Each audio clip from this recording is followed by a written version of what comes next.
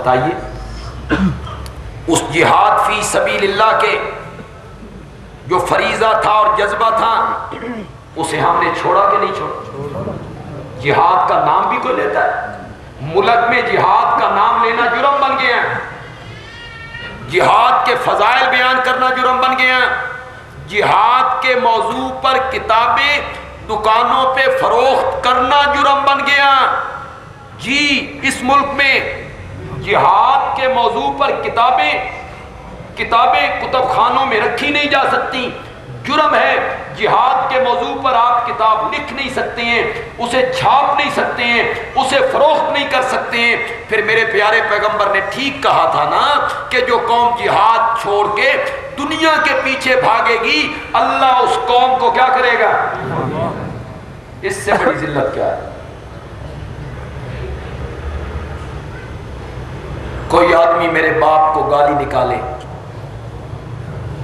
کوئی آدمی میری ماں کو گالی نکالے، میرے لیے ذلت کا سبب، میرے لیے یہ ذلت کا سبب۔ اس سے بڑی ذلت کیا ہوگی امت کی کہ ان کے مشفق و مہربان پیغمبر کو ننگی گالیاں۔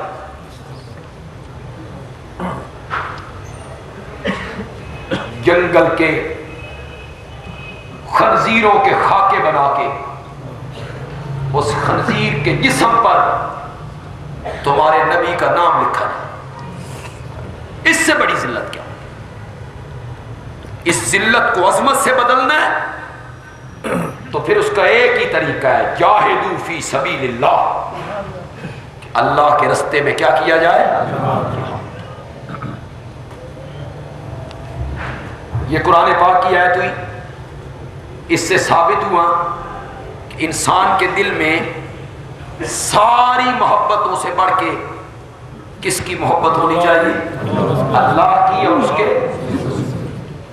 امام الانبیاء سرور کائنات خاتم النبیین حضرت سیدنا محمد الرسول اللہ صلی اللہ علیہ وسلم نے فرمایا لا یؤمن احدکم حتی اکون احب الی من والدہ وولدہ والناس اجمعین۔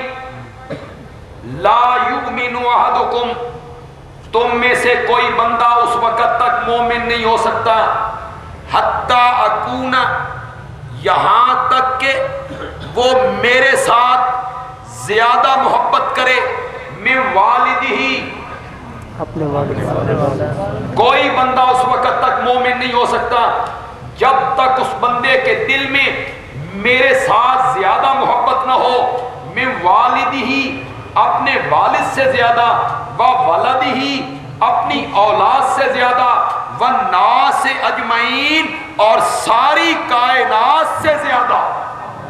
اگر محبت میرے ساتھ نہیں کرے گا اس وقت تک وہ بندہ اللہ کے کاغذوں میں مومن تصور ہو۔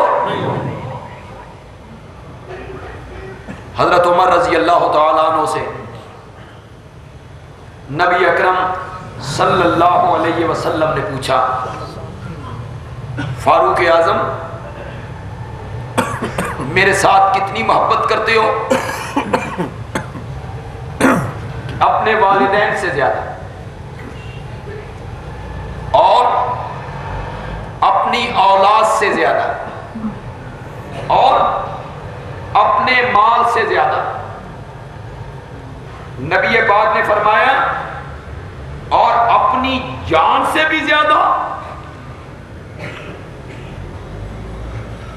جو بات حضرت عمر کے دل میں تھی، ابتدائی ایام ہوں گے نا، جو بات دل میں تھی وہ زبان پہ آئی، فرمایا عرض کیا جان سے زیادہ تو نہیں، حقیقت بیان کر، جان سے زیادہ تو نہیں۔ نبی پاک نے فرمایا مجھے کعبہ کے رب کی قسم ہے فاروق اعظم اس وقت تک کوئی بندہ مومن نہیں ہو سکتا جب تک وہ اپنی جان سے بڑھ کے میرے ساتھ محبت ہے۔ حضرت عمر رضی اللہ تعالیٰ عنہ نے اسی لمحے عرض کیا یا رسول اللہ اب جان سے بھی زیادہ، اب جان سے بھی زیادہ۔ نبی پاک نے فرمایا یہ ہے نا مکمل ایمان، انسان نبی پاک سے محبت کرے ساری کائنات سے۔ ایک صحابی آیا کہتا ہے متی الساعۃ یا رسول اللہ، یا رسول اللہ قیامت کب آئے گی؟ آپ خاموش ہو۔ تھوڑی دیر کے بعد آپ نے فرمایا وہ ایک بندہ قیامت کے بارے میں پوچھ رہا تھا، کہاں گیا بھائی؟ اس نے کہا جی میں حاضر ہوں۔ نبی پاک نے فرمایا اس کو تو چھوڑ کہ قیامت کب آئے گی، پہلے تو یہ بتا قیامت کے لیے تیرے پاس تیاری کیا ہے، کیا تیار کیا ہے تو نے قیامت کے لیے؟ اس نے کہا یا رسول اللہ کچھ نمازیں بھی زیادہ نہیں ہیں، روزے بھی زیادہ نہیں ہیں، یعنی نفلی روزے بھی زیادہ نہیں ہیں، زکوٰۃ بھی زیادہ نہیں ہے، اعمال بھی زیادہ نہیں ہیں، ہاں ایک عمل ہے میرے پاس کہ میں اللہ کے نبی سے ٹوٹ کے محبت کرتا ہوں، یہ ایک عمل ہے میرے پاس کہ میں آپ سے اور آپ کے رب سے محبت کرتا ہوں۔ نبی پاک نے فرمایا پھر تجھے خوشخبری ہو کہ جس کے ساتھ تو محبت کرتا ہے جنت میں تو اسی کے ساتھ ہو۔ اس کا مطلب یہ ہوا کہ اگر کوئی آدمی ساری کائنات سے بڑھ کے، ماں باپ سے، برادری سے، کنبے قبیلے سے، مال سے اور دوست و احباب سے اور بیوی سے اور بچوں سے بڑھ کے اگر کوئی آدمی نبی پاک سے محبت کرے گا تو جنت میں اس کو نبی پاک کا ساتھ عطا کیا جائے۔ جس کے ساتھ وہ محبت کرے گا اسی کے ساتھ جنت میں اکٹھا کیا جائے گا۔ یہ جو قرآن پاک کی میں نے آیت پیش کی اور میں نے 2-3 احادیث کا سہارا لیا کہ ساری کائنات سے زیادہ والدین سے بڑھ کے اور بچوں سے بڑھ کے اور بیوی سے بڑھ کے اور کنبے قبیلے سے بڑھ کے اور مال و دولت سے بڑھ کے اور کوٹھیوں مکانوں اور تجارت سے بڑھ کے ساری کائنات سے اور کائنات کی تمام چیزوں سے بڑھ کے انسان کو محبت ہونی چاہیے، مومن کو محبت ہونی چاہیے حضرت محمد رسول اللہ صلی اللہ علیہ وسلم۔ اس کا نمونہ پیش کیا اس دھرتی پر میرے نبی کے یاروں نے۔ یہ آیت پڑھی نا اور وہ حدیثیں سنی نا تو پھر ہماری طرح نہیں کہ خالی نعرے اور خالی محبت کے دعوے، نہ عملی طور پر محبت کا کیا کیا اظہار کیا۔ ایک سفر پہ کچھ منافق بھی ساتھ اور منافقوں کا سرگنا عبداللہ ابن ابی بھی ساتھ۔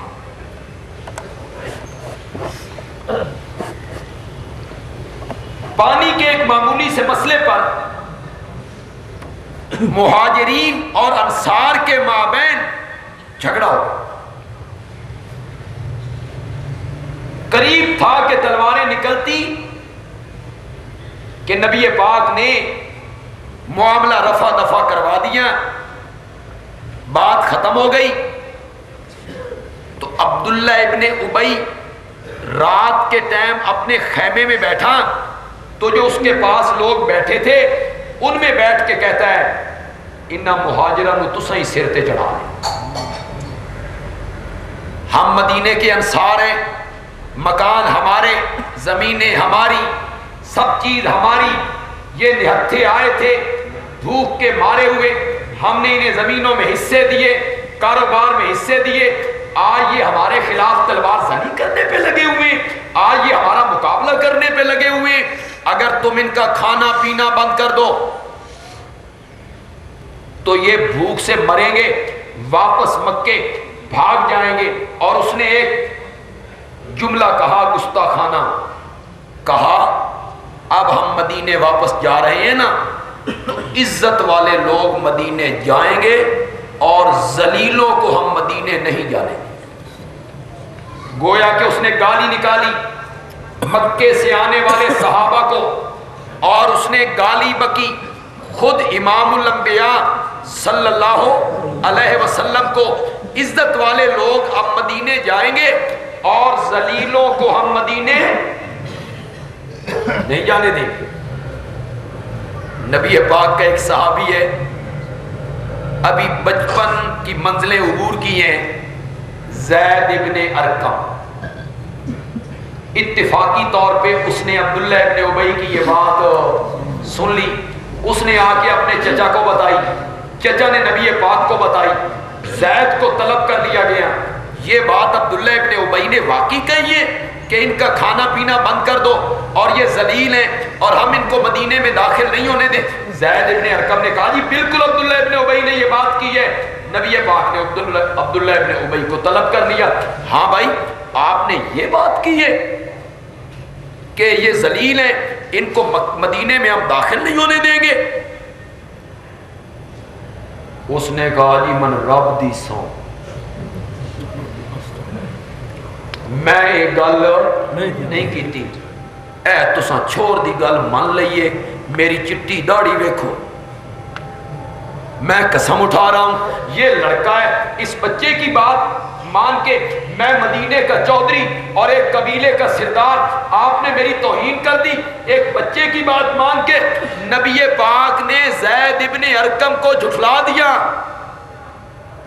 حالانکہ وہ کیا تھا؟ نبی پاک نے جھٹلا دیا کہ تم نے غلط بیانی سے. زید ابن ارقم کہتی ہیں میرے چچا نے بھی میرے کان کھینچے کہ تو نے میری توہین کروائی، میری بےزتی کروائی، غلط بات تو نے کہہ دی ہے. وہ تو قسم اٹھا کے بری ہو گئے. زید ابن ارقم کہتے ہیں جتنی بےزتی میرے چچا نے میری کی یا نبی پاک نے فرمایا کہ تو نے غلط بیانی سے کام لیا ہے، اتنا ہی مجھے یقین تھا کہ یہ منافق قسم اٹھا کے نبی پاک کو تو دھوکہ دے سکتے ہیں، عرش والے کو تو دھوکہ نہیں نہ دے سکتے. عرش والا ضرور میری صفائیاں پیش کرے گا، نبی پاک کو اطلاع ہوگی، حقیقت حال کھلے گی. تو زید ابن ارقم کہتے ہیں جس اونٹ پہ میں سوار تھا نا، میں نے اپنا اونٹ نبی پاک کے اونٹ کے قریب رکھا، چل رہے ہیں، میرا اونٹ قریب ہے. اچانک نبی پاک پر وحی کی کیفیت طاری ہوئی، آپ نے چادر مبارک اپنے اوپر ڈالی، وحی کی کیفیت طاری ہوئی، اور آپ نے جب چادر اور پردہ ہٹایا تو آپ نے مجھے اشارہ کیا زید قریب آؤ. میں اپنا اونٹ نبی پاک کے قریب لے گیا. نبی پاک نے پیار سے میرے کان کو پکڑا اور فرمایا خوشخبری ہو، تیری تصدیق تو عرش سے رب نے کر دی. اور ایک سورت اتاری ہے سورت المنافقون، جس میں ان کے بکواس کا ذکر کیا ہے کہ یا رسول اللہ اس نے یہ بکواس خیمے میں بیٹھ کے کیا تھا. زید ابن ارقم صحیح کہتا ہے، اللہ نے تصدیق کر دی. قرآن کی آیت اتری کہ عبداللہ ابن ابی نے یہ جملے کہے تھے. جو بات آپ کو سمجھانا چاہتا ہوں اور بتانا چاہتا ہوں اور استدلال کرنا چاہتا ہوں وہ یہ ہے کہ اس عبداللہ ابن ابی کا جو بیٹا ہے نا، وہ میرے نبی کا مخلص صحابی ہے. اس کا نام بھی عبداللہ، باپ کا نام بھی عبداللہ اور بیٹے کا نام بھی عبداللہ. یخرج الحی من المیت، مردوں سے زندوں کو نکالتا ہے اور زندوں سے مردوں کو نکالتا ہے، نیکوں سے بد، بد سے نیک، کافر سے مسلمان، مسلمان سے کافر. باپ رئیس المنافقین ہے اور بیٹا میرے نبی کا مخلص صحابی ہے. جب اسے پتا چلا کہ میرے باپ نے الیاذ باللہ نبی پاک کے متعلق یہ غلط جملے بولے اور صحابہ کے متعلق یہ جملے بولے کہ یہ لوگ ذلیل ہیں اور ان کو ہم مدینے میں نہیں جانے دیں گے اور عزت والے لوگ مدینے جائیں گے، جب مدینہ قریب آیا نا تو عبداللہ ابن ابی کا بیٹا ننگی تلوار لے کے مدینے کے دروازے پہ کھڑا ہو گیا، اور جب اس کا باپ قریب آیا، وہ مدینے کا چودھری ہے، ایک قبیلے کا سردار ہے، جب وہ قریب آیا تو بیٹا کہنے لگا پیچھے ہٹ جا، آج عزت والے مدینے جائیں گے، تو ذلیل ہے، آج تو مدینے نہیں جائے گا۔ باپ کی محبت کو نبی کی محبت پر قربان کر کے دکھایا کہ نہیں دکھایا؟ یہ ہے محبت۔ میں تجھے نہیں جانے دوں گا، ننگی تلوار ہاتھ میں، کہنے لگا ایک شرط پہ جانے دیتا ہوں، تم اپنی زبان سے اقرار کر کہ میں ذلیل ہوں، کہ اپنی زبان سے، اور اپنی زبان سے کہیں کہ ذلیل ہوں تو میں ہوں، سب سے بڑھ کے عزت والا ہے تو محمد الرسول اللہ صلی اللہ علیہ وسلم۔ باپ کی قربانی۔ ایک اور صحابی ہے مکہ مکرمہ میں، نام ہے سعد رضی اللہ تعالی، بڑے لاڈ کے پلے ہوئے، اور ماں کا پیار دنیا میں ہے ہی ماں، والد نہیں تھا، فوت ہو چکا ہے، یتیم ہے۔ یتیم آدمی کے لیے سب سے بڑا سہارا جو ہوتا ہے وہ کون ہے؟ ماں نے بڑے ناز سے پالا، لاڈ سے پالا، محبت سے پالا، مشقتیں جھیلی، تکلیفیں برداشت کی، سعد کے پاؤں میں کبھی کانٹا نہ چبھنے دیا۔ ماں بھی مشرکہ ہے، میرے نبی کی دشمن، سعد بھی میرے نبی کا مخالف ہے۔ سعد کہتے ہیں جوانی تھی، کسی نے کبھی کوئی بات کی تو میرے دل میں یہ بات آئی، سعد وہ بھی کوئی زندگی ہے جو اس دنیا میں رہ کے گزاری جائے اور محمد کریم سے کٹ کے گزاری جائے، کوئی زندگی ہے۔ میرے ضمیر نے آمادہ کیا، میں نبی اکرم کی خدمت میں پہنچا اور میں نے اسلام قبول ہو۔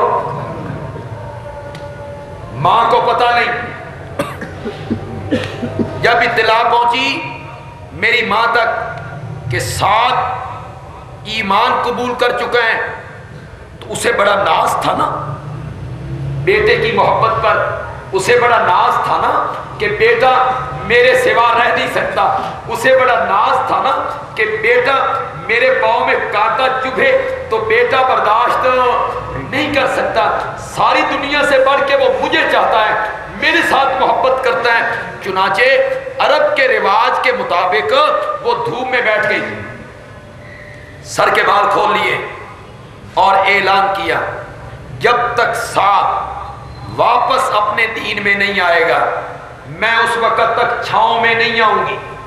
ایک، اپنے سر پہ تیل کنگھی نہیں کروں گی۔ دو، اور کھانا بھی نہیں کھاؤں گی۔ تین، قسمیں کھائی ہیں اس نے، نہ سائے میں آؤں گی، نہ کنگھی کروں گی، نہ کھانا کھاؤں گی۔ ناز کیا ہے؟ میرے بیٹے کو پتہ چلے گا ماں بال کھولے بیٹھی ہے، میرے بیٹے کو پتہ چلے گا ماں بھوکی ہے تو بیٹا بھاگتا ہوا آئے گا، منتیں کرے گا، واپس ہمارے دین میں آ جائے گا۔ کسی نے سعد کو بتایا تیری پیاری ماں، تیری محبوبہ ماں جو ہے جس کے ساتھ تو محبت کرتا ہے وہ دھوپ میں بیٹھی ہے، سر کے بال کھولے ہوئے ہیں، کھانے پینے سے انکاری ہے، اور وہ کہتی ہے کہ میں سائے میں نہیں بیٹھوں گی، کھاؤں گی نہیں جب تک بیٹا واپس نہ آئے۔ پوچھنے والوں نے پوچھا تیرے بیٹے کو کیا ہو گیا ہے؟ کہتی ہے میرا بیٹا صابی ہو گیا ہے، میرا بیٹا صابی کا پنجابی میں ترجمہ ہے وہابی ہو گیا، میرا بیٹا کیا ہو گیا؟ وہابی ہو گیا۔ اس زمانے میں جو در در سے سر اٹھا کے ایک کے در پہ جھکا دیتا تو لوگ اسے صابی کہتے، اور آج کے دور میں جو در در سے پیشانیاں اٹھا کے ایک کے در پہ جھکا دیتا ہے لوگ اسے وہابی کہتے ہیں۔ اور لوگ سمجھتے ہیں بھئی جب وہابی کہا ہے نا، اتنی بڑی گالی دی ہے، بڑی زبردست گالی دی ہے وہابی۔ کسی کتاب میں پڑھا، ہندوستان میں جب انگریز نے بہت زیادہ نفرت پھیلائی علماء دیوبند کے خلاف، علماء دیوبند اس کے دشمن تھے نا، تو نفرت پھیلائی اور وہابی کا یہ تانا ان کو دیا اور اسے مشہور کیا، تو اتنا بدنام کیا اس لفظ کو کہ دو عورتیں ہندوستان کی لڑنے لگی آپس میں، تو ایک عورت دوسری عورت کو کہتی ہے میں خنزیر رن کے تن کھواواں، میں بڑی گالی نکالی ہے، میں خنزیر پکا کے تین کھواواں۔ اب دوسری عورت کہتی ہے بے خنزیر تو وڈی شے کیڑی ہو سکتی ہے جڑا میں اس کو جواب دیواں، تو وہ عورت جواب میں کہتی ہے میں تین وہابی پکا کے کھواواں،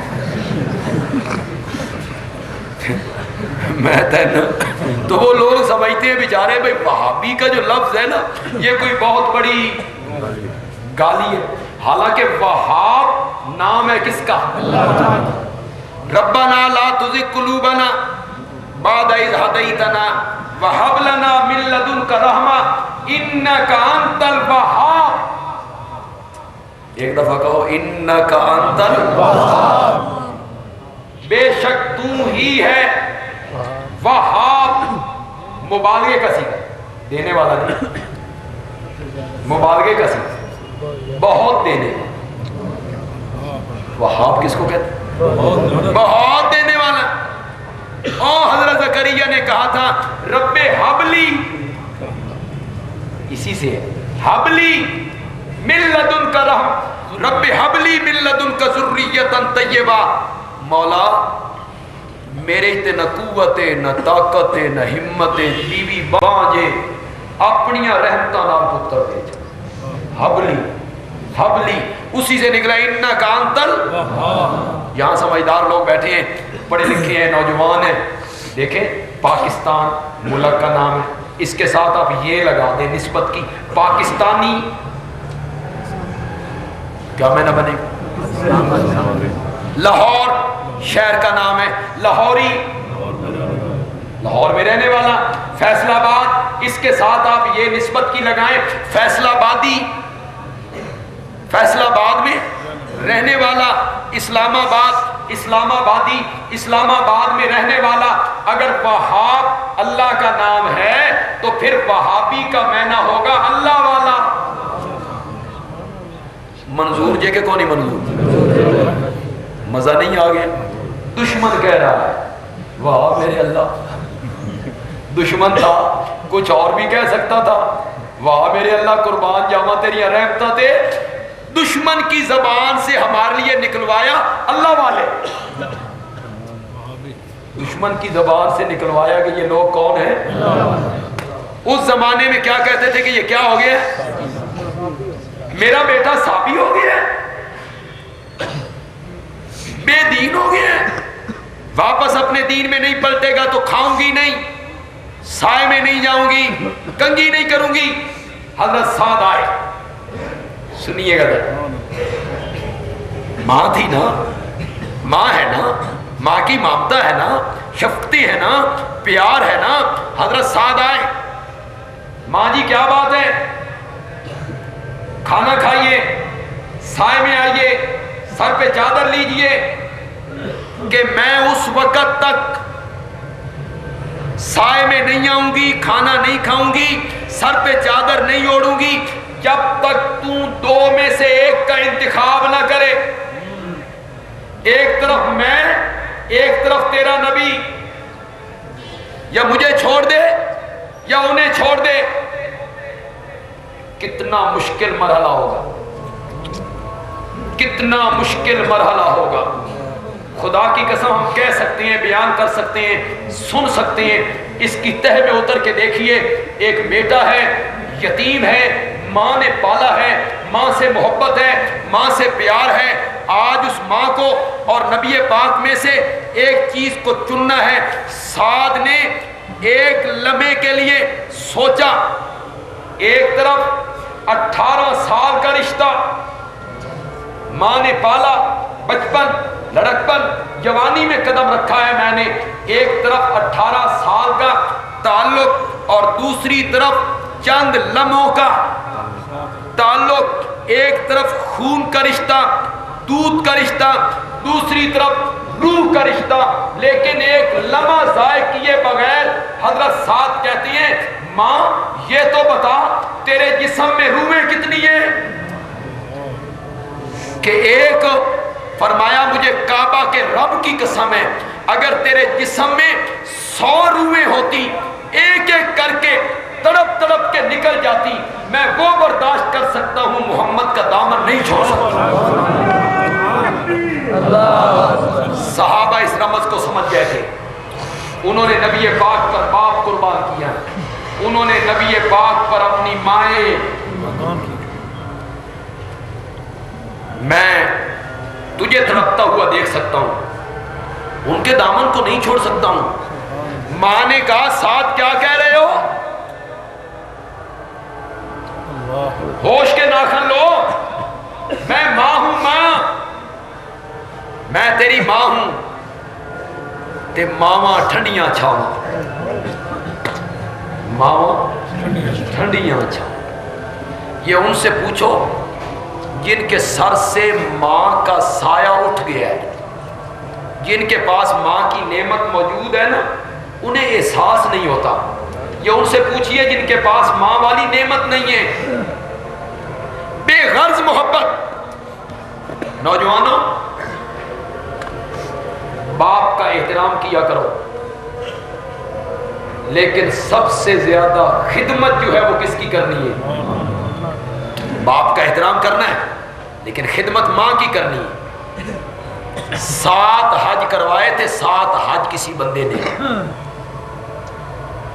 کاندھے پہ اٹھا کے اپنی ماں کو، بیت اللہ کا طواف بھی، صفا مروہ کی سعی بھی، اللہ کتنا فرما بردار بیٹا ہے، کاندھے پہ اٹھا کے ماں کو حج کروایا۔ نبی پاک سے پوچھتا ہے یا رسول اللہ میں نے اپنی ماں کی خدمت کا حق ادا کر دیا ہے؟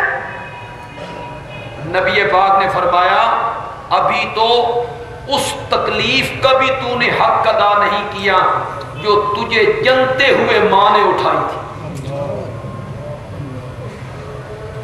پہلے تجھے پیٹ میں اٹھایا، پھر تجھے کتنی مشقت سے جنا، پھر کتنے سال تجھے پالا، سردیوں کی یخ بستہ راتیں، ساری رات جاگتی رہی، تو پیشاب کر دیتا تھا، تجھے سوکھی جگہ پہ سلا دیتی تھی، خود گیلی جگہ پہ سو جاتی تھی۔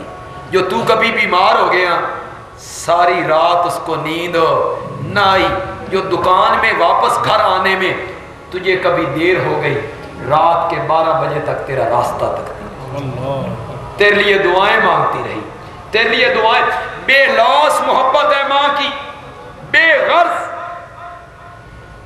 ورنہ تجربہ کر لو، اور کئی لوگوں نے تجربہ کیا ہوگا آپ میں سے، آپ کہیں جا رہے ہو کراچی، پنڈی، اسلام آباد، لاہور، سعودیہ، بیر ملک، تو بیٹے بڑھ بڑھ کے کہتے ہیں ابا جی ساڑھے واسطے ہے شہ لے آنی جے، چمٹے ہوئے ہیں بیٹے، لکھوا رہے ہیں، پرچیاں لکھ لکھ کے دے رہے ہیں، بیوی کہتی ہے میرے لیے یہ لانا ہے، بھائی کہتے ہیں میرے لیے یہ لانا ہے، بہنیں کہتی ہیں میرے لیے یہ لانا ہے، چچا کہتا ہے میرے لیے یہ لانا ہے، اور جب بیٹا ماں کے قدم چھو کے کہتا ہے ماں جی آپ کے لیے کیا لاؤں، تو وہ کہتی ہے پتر تو ہی خیری واپس۔ بے لوث محبت کرتی، کوئی غرض نہیں، کوئی لالچ نہیں۔ کسی انگریز نے کہا تھا، فلاسفر نے، دوست کی محبت میں دوست بے وفائی کر سکتا ہے، بھائی بھائی سے کٹ سکتا ہے، بہن بھائی سے جدا ہو سکتی ہے، قریبی رشتے ٹوٹ سکتے ہیں، ماں کی محبت میں کبھی فتور نہیں آ سکتی۔ بے غرض محبت کر، ماواں ٹھنڈیاں۔ ہیں کہ کوئی نہیں؟ پھر سوچ لو ایک میری ماما ٹھنڈیاں چھاواں ہیں تے صحیح پر بیوی کے آنے تک بڑیاں ٹھنڈیاں چھاواں، اور جب بیوی آ گئی تو ٹھنڈی چھاؤں بھی۔ اس نے 6 مہینے کے بعد مطالبہ کر دیا ماں کو چھوڑ دے، الگ ہو جا، ماں کی طرف نہ جایا کر۔ یہ ماننے لگ گیا۔ کم از کم بیوی کو اتنا تو کہہ میری عمر 25 سال ہے، کہہ بیوی کو میری عمر 30 سال ہے، میری ماں نے جنا پالا پوسا میرا ساتھ دیا، 30 سال میری خدمت کی تھی، تم ہی پہلے 30 سال خدمت کر، بعد میں یہ مطالبہ کہ میں ماں کو چھوڑ دوں۔ کیسے چھوڑ دوں اپنی ماں کو؟ کیسے کنارہ کشی کروں اپنی ماں سے؟ ساتھ کی ماں کہتی ہے ساتھ کیسا فیصلہ کرنے لگے ہو؟ ماں کی ٹھنڈی چھاؤں کہیں نہیں ملے گی، یہ بڑی ٹھنڈی چھاؤں ہوتی ہیں۔ ساتھ کہتا ہے ماں میں یہ مانتا ہوں کہ ماں کی چھاؤں بڑی ٹھنڈی ہوتی ہے، لیکن کب تک؟ قیامت کے دن میں تیرے سامنے آؤں گا تو تو مجھے پہچاننے سے انکار کر دے گی۔ ماں تو کہے گی تو کون ہے؟ میں تجھے نہیں پہچانتی۔ یوم یفر المرء من اخیہ و امہ، تو مجھے پہچاننے سے انکار کر دے گی، میں تیرے در پہ جاؤں گا نا تو مجھے پہچانے گی بھی نہیں، دھدکار دے گی، اور جب تو مجھے دھدکار دے گی نا تو حوض کوثر کا ساقی مجھے بلائے گا اور کہے گا سعد پتر ماں نے جواب دے دیا ہے، ادھر آنا میرے پاس، میں تجھے اپنے ہاتھوں سے کوثر کا جام پلاؤں کہ پھر 50,000 سال کے دن میں تجھے کبھی پیاس محسوس ہو۔ ماں قیامت کے دن ان کے جھنڈے کے سائے میں آنا ہے، ان کے ہاتھ سے جام کوثر پینا ہے، ان کی ٹھنڈی چھاؤں میں کیسے چھوڑ سکتا ہوں؟ تو میرے عرض کرنے کا مقصد یہ ہے کہ صحابہ اس رمز کو سمجھ گئے تھے کہ ماں باپ سے زیادہ، اولاد سے زیادہ، کنبے قبیلے سے زیادہ اگر محبت ہونی چاہیے تو وہ حضرت محمد الرسول اللہ صلی اللہ علیہ وسلم سے۔ احد کے میدان میں، احد کے میدان میں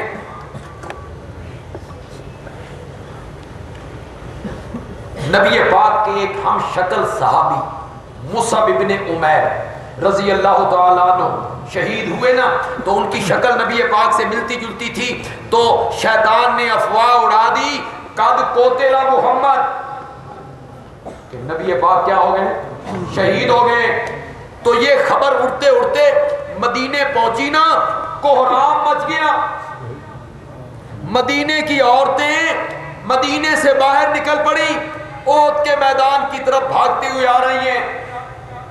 ان میں آنے والی ایک عورت ہے، سنیے گا، ان میں آنے والی ایک عورت ہے جس کو ایک آدمی اطلاع دیتا ہے مائی تیرا باپ شہید ہو گئے ہیں۔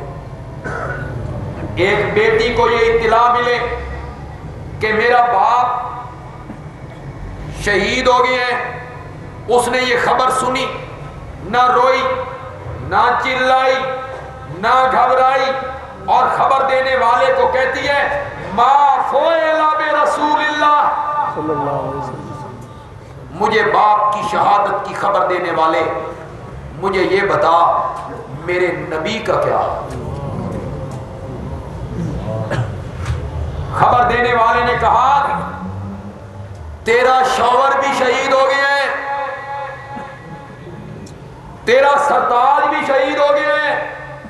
دیکھیے باپ کی شہادت کے بعد خامد کی شہادت کی خبر ملی، چھت مکان کی اڑ گئی، خامد شہید ہو گیا، سر سے چھت اڑ گئی، تیرا سرتاج شہید ہو گیا ہے۔ وہ عورت بتلانے والے کو کہتی ہے میں اپنے سرتاج کی بات نہیں کرتی، میں تو کائنات کے سرتاج کی بات کرتی ہوں۔ معافو الا برسول، مجھے بتا میرے نبی کا کیا حال ہے؟ بتلانے والے نے بتایا تیرا بیٹا بھی شہید، باپ، خاون، بیٹا، چھت اڑ گئی، چادر سر سے کھسک گئی، بازو کٹ گئے، کمر ٹوٹ گئی، جوان بیٹا شہید ہو گیا۔ جواب میں اس بندے کو کہتی ہے ما فعل برسول اللہ، مجھے بیٹے کی شہادت کی خبر دینے والے مجھے بتا میرے نبی کا کیا حال؟ علامہ ابن جوزی رحمت اللہ علیہ نے لکھا بتانے والے نے بتایا تیرا بھائی بھی شہید۔ 4 شہادتیں اکٹھی، خامد، باپ، بھائی، بیٹا، 4 شہادتیں سننے کے بعد عورت ذات کہتی ہے ما فعل برسول اللہ، مجھے یہ بتاؤ میرے نبی کا کیا ہے؟ اللہ کا فضل ہے بالکل تندرست ہیں، ٹھیک ہیں، بقید حیات ہیں۔ کہتی ہے مجھے دکھاؤ، میں دیکھنا چاہتی ہوں۔ آئیے، نبی پاک کے چہرے کو دیکھا اور چہرے کو دیکھنے کے بعد کہتی ہیں کل مصیبت بعدک جلل، میرا سونا پیغمبر جو تو زندہ ہے نا پھر ہمیں کسی کے مرنے کا افسوس ہی کل مصیبت بعدک جلل، ہر مصیبت آپ کے بعد ہمارے لیے آسان ہو جاتی ہے یا رسول اللہ۔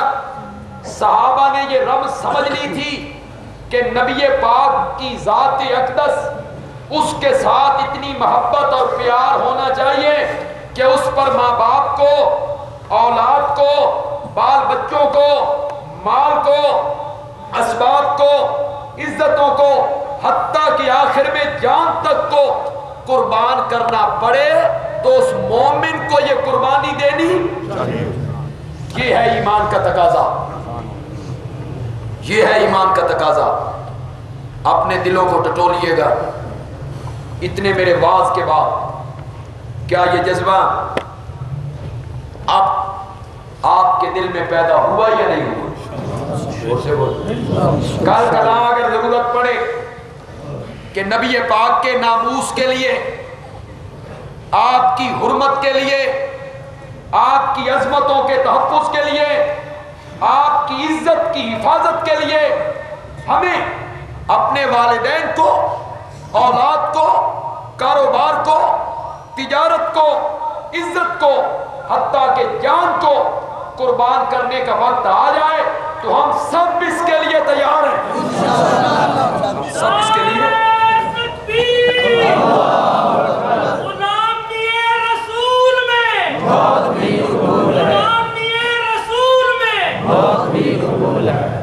دیکھیں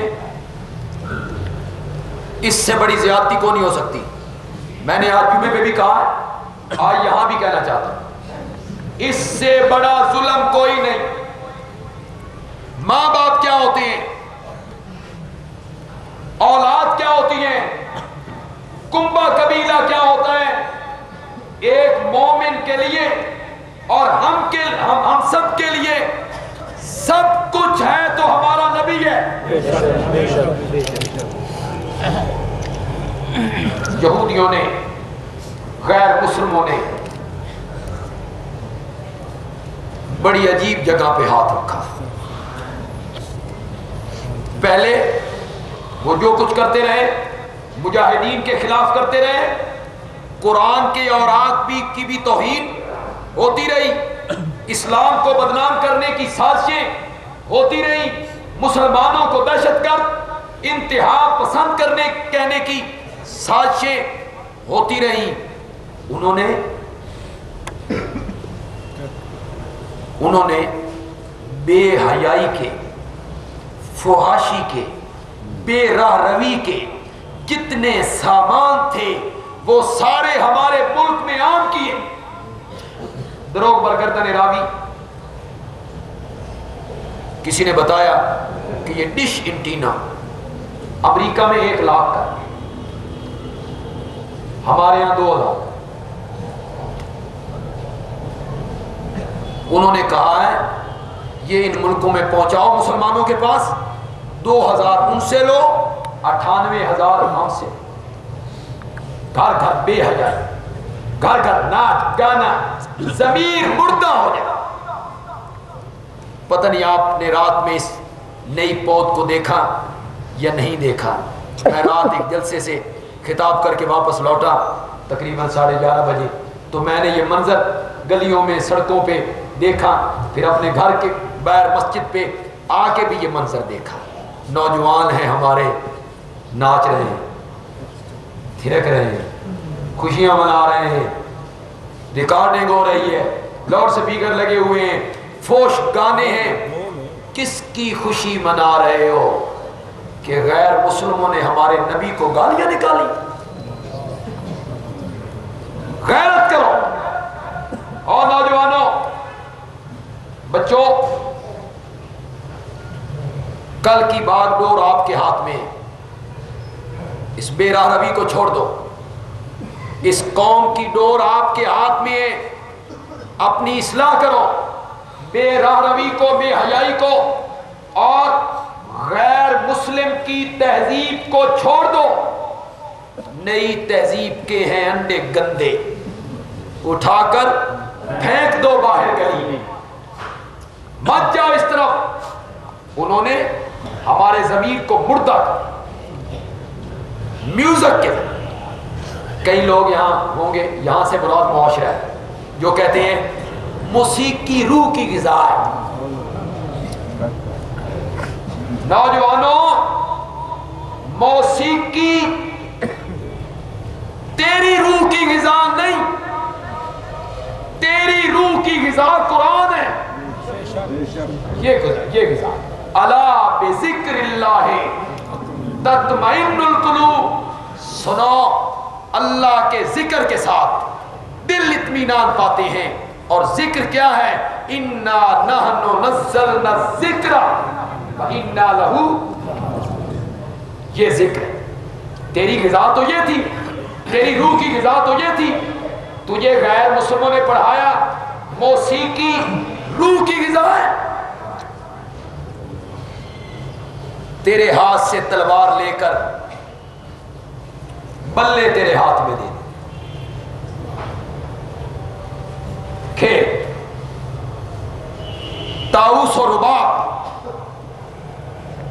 تیرے ہاتھ میں دیے، تلوار اور تیر تیرے ہاتھ سے لے لیے، طاؤس و رباب تیرے ہاتھ میں دیے، موسیقی اور گانے کی آلات تیرے ہاتھ میں دیے. ضمیر مردہ ہو گئے، بے حیائی عام ہوئی. ٹھہر جاؤ یار، بیٹھ جاؤ. بے حیائی عام ہوئی، فحاشی عام ہوئی، بے راہ روی عام ہوئی. ڈش انٹینا کے ذریعے، کیبل کے ذریعے، ٹی وی کے ذریعے، ریڈیو کے ذریعے، غیر ممالک سے آنے والی ننگی فلموں کے ذریعے بے حیائی عام ہوئی. اب انہوں نے تمہیں چیک کیا ہے، کچھ ہے رمق تو ہاتھ رکھا ہے تمہارے محسن پر، ہاتھ رکھا ہے تمہارے مشفق پر، ہاتھ رکھا ہے اس شخصیت پر جس کی شفاعت کے امیدوار ہو. اس شخصیت پہ انہوں نے ہاتھ رکھا ہے جس کے حوض کوثر سے پانی پینے کے طلبگار ہو. ہاتھ رکھا ہے اس شخصیت پر جس کے جھنڈے کے نیچے کل ہم نے کھڑا ہونا ہے، جس نے ہمارے لیے شفاعت کرنی ہے. چیک کیا تمہیں، چیک. کیا کرتے ہیں؟ برداشت کر جاندے نے. اتنے ضمیر ان کے مردہ ہو گئے کہ یہ برداشت کر لیں، چپ کر جائیں، کاروبار میں لگے رہے، اپنے دھن میں مگن رہے. ہمیں کیا ہے؟ اللہ کے فضل و کرم سے شر کے پہلو سے خیر کا پہلو نکلا، برائی کے پہلو سے بھلائی کا پہلو نکلا. انہوں نے برائی کی، خدا کی قسم 20 سال بھی ہم مولوی آپ کو تیار کرتے.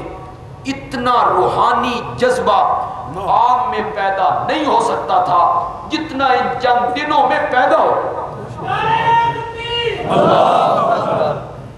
برائی کے پہلو سے بھلائی کا پہلو نکل آیا، لوگوں کے ضمیر کیا ہو گئے؟ بیدار ہو گئے، زندہ ہو گئے لوگوں کے ضمیر۔ رکشے والے باہر نکل آئے،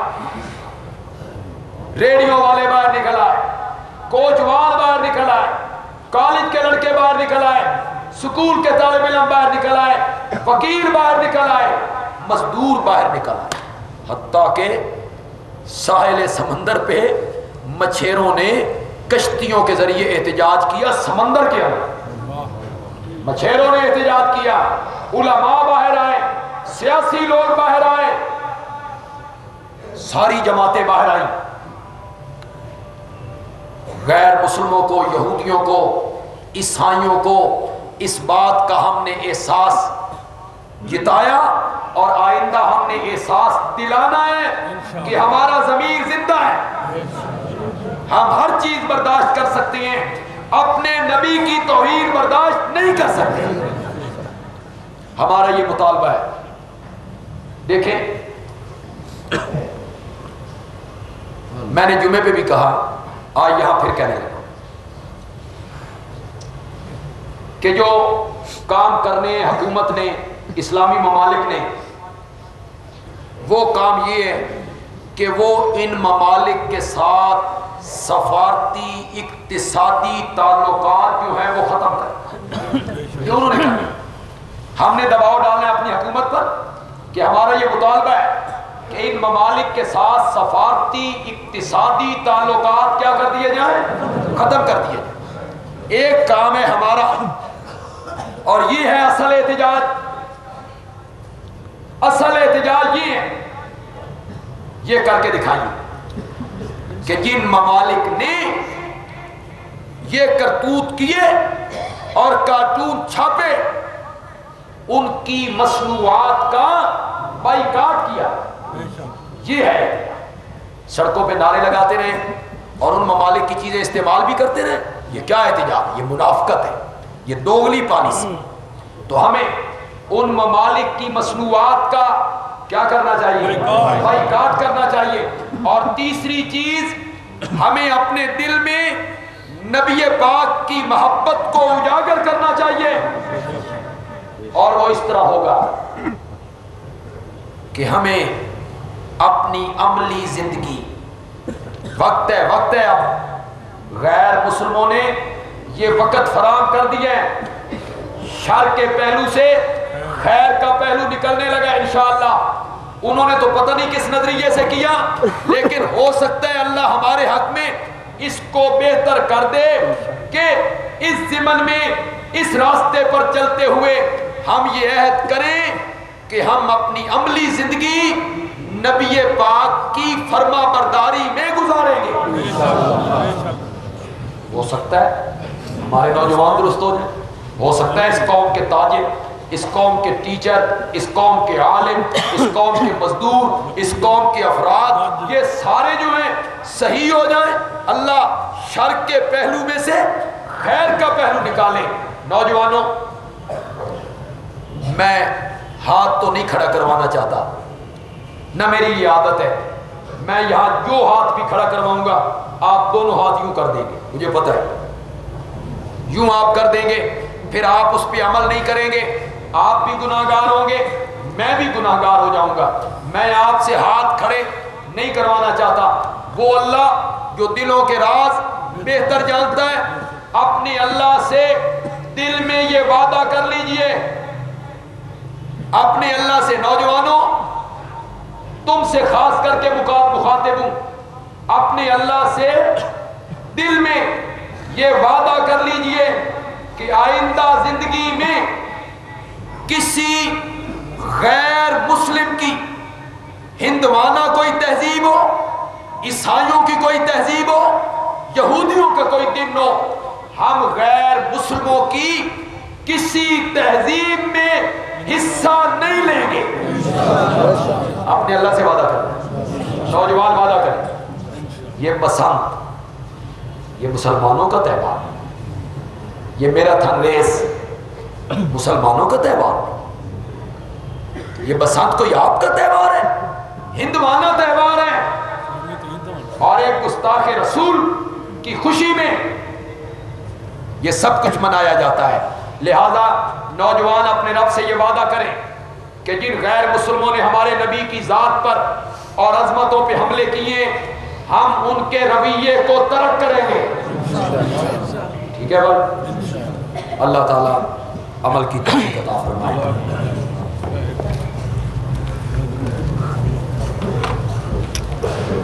کل مصیبت بعدک جلل، جیم لام پھر لام۔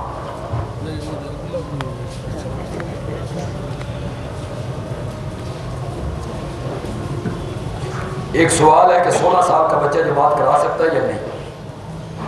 جماعت ہر وہ آدمی کرا سکتا ہے جو شرعاً بالغ ہو، اس میں 16 15 17 کی کوئی قید نہیں۔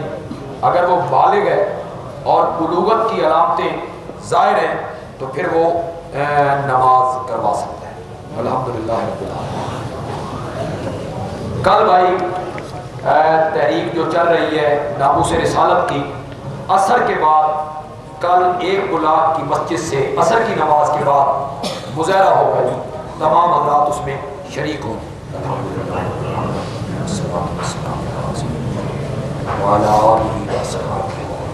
ربنا آتنا فی الدنیا حسنہ وفی الآخرۃ حسنہ وقنا عذاب النار۔ بھئی یہ جو تحریک چل رہی ہے اور ہماری سب کی کوششیں، ہر بندہ اس میں حصہ ڈال رہا ہے، ہر جماعت کا اس میں حصہ ہے، ہر طبقہ اس میں حصہ ڈال رہا ہے۔ اللہ اس تحریک کو کامیاب فرمائے، اللہ ہمیں کامیابیاں دے، اور جو نبی پاک کے گستاخ ہیں، بے ادب ہیں، اللہ تعالیٰ ان کو تباہ و برباد فرمائے، اللہ ان پہ اپنی لعنت برسائے، اپنی لعنت برسائے، اللہ انہیں تباہ و برباد کر دے۔ اللہ اسلام کا بول بالا ہو، نبی پاک کی عظمتیں جو ہیں یہ وقار بڑھتا ہی چلا جائے گا انشاءاللہ۔ ان شانیک هو الابتر، جو میرے نبی کے دشمن ہیں وہ بے نام و نشان ہو جائیں گے انشاءاللہ۔ یا اللہ ان کو بے نام و نشان کر دے، نبی پاک کے دشمنوں کو بے نام و نشان کر دے۔ یا اللہ اس تحریک میں کام کرنے والے لوگوں کو یا اللہ اخلاص عطا فرما۔